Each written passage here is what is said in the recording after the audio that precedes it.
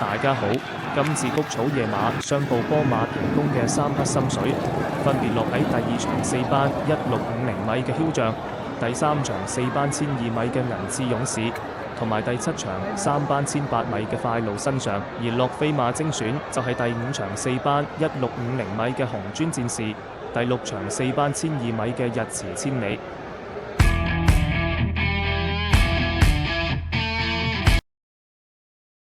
好，立正最後直路啦，可靠大師接嚟咗2個馬位㗎啦，後邊嘅馬正益大師外邊呢，埋邊藍眼罩呢，仲有得贏啦，出邊追上嚟仲有隻志合拍，中檔位置仲有呢隻皇帝英豪啊，最後100零米可靠大師最少將後邊對手拋得4個身位贏出呢場賽事啊，跑第2名嘅馬有得贏啊，第3名外邊呢係呢隻志合拍。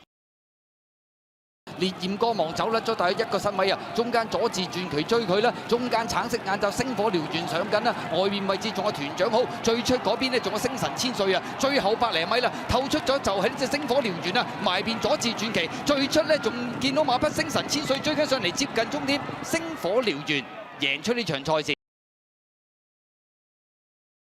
方家柏馬房銀刺勇士季初喺谷草短途接連有好表現，於5班1000米一出即勝之後，3戰4班1200米共得1冠2季，贏馬一場由頭帶到尾，以一條頸位擊敗金運來。之後銀刺勇士一直表現平平，直到上場田草1200米排14檔起步，喺莫雷拉胯下放入一隻亞軍，輸俾包裝天王個多馬位，狀態起見回升。今次回戰谷草聖徒，雖然排得不利嘅12檔，但同場快馬唔算多，仍可望一放到底。包裝天王啊，內欄上有應龍飛影，再喺入邊捐上嚟，仲有大面箍和帽團結戰寧，中檔位置仲有北極之標啊，最後100零米啦，咁啊見到呢隻包裝天王已經將後邊嘅對手稍稍拋甩啦，咁啊贏出呢場賽事。第2名嘅馬呢，中間銀刺勇士外邊北極之標。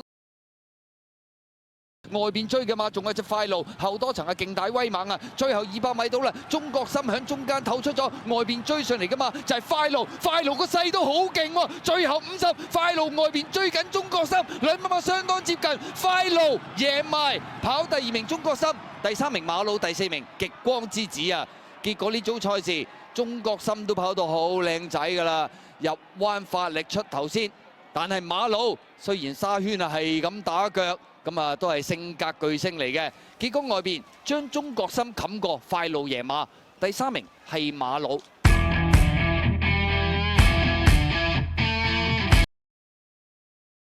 好啦，最後直路啦，前面透出嘅馬仲係金鑽精靈啊，拋離後邊嘅對手有2個馬位㗎啦。見到中間位置大千紅心呢就上緊嚟，埋邊啊君達德，內欄仲有嘉應巨星，中檔位置仲有隻好運年啊。最後100零米到啦，金鑽精靈拋甩咗後邊嘅對手最少有2個馬位，埋邊啊君達德啊，外邊追上嚟仲有呢隻就好運年進佔第4位，都靈冠星接近終點改跑法，金鑽精靈4班一樣贏放頭啊！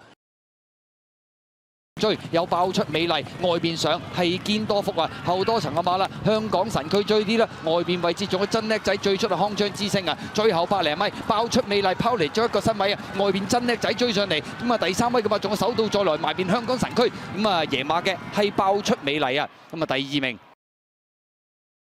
仲有日馳千里啊，同埋中檔位置呢有新力嬌，大外檔粉紅衫係龍之月啊，最後300零米銀刺勇士中間佔先，外邊追佢有包裝天王啊，內欄上有應龍飛影，再喺入邊捐上嚟，仲有大面箍和帽團結戰寧，中檔位置仲有北極之標啊，最後100零米啦，咁啊見到呢隻包裝天王已經將後邊嘅對手稍稍拋甩啦，咁啊贏出呢場賽事。第2名嘅馬呢，中間銀刺勇士外邊北極之標要影相。